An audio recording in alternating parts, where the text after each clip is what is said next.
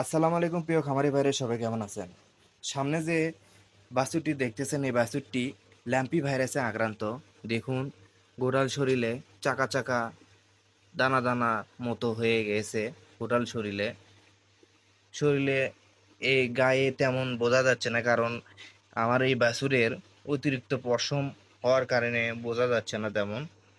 দেখুন, মাথায়, চোখের পাতায়, নাকে, সব জায়গায় হয়েছে।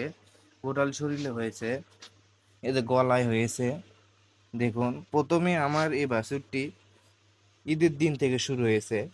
ঈদের দিন রাতের বেলা পাও খোঁড়ায়, পিছনের এই পাওটা দেখুন, এই পাওটাতে কিরকম পানি জমেছে।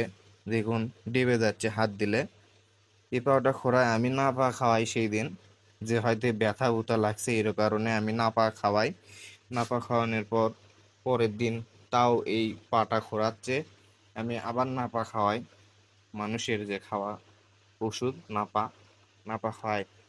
নাপা খাওয়ায়ে আমি দেখলাম যে জ্বর আছে নাকি। যখন থার্মোমিটার দিয়ে জ্বর দেখলাম যে অনেক জ্বর, 5-6 জ্বর এইরকম, তখন আমি গোসল করে দিলাম। গোসল করার সাথে সাথে আমার এই বাছুরটির গোটাল শরীরে দানা দানার মতো বের হয়ে যায়। তখন আমি বুঝতে পারলাম যে এটা ল্যাম্পি ভাইরাসে আক্রান্ত হয়েছে।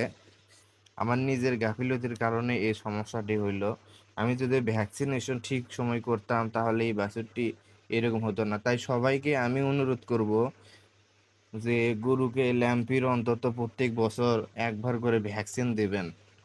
আমি এরপরে এই ভুলটা আর করব না ইনশাল্লাহ। আর সবাই আমার এই বাছুরটির জন্য দোয়া করবেন, যেন তাড়াতাড়ি সুস্থ হয়ে ওঠে।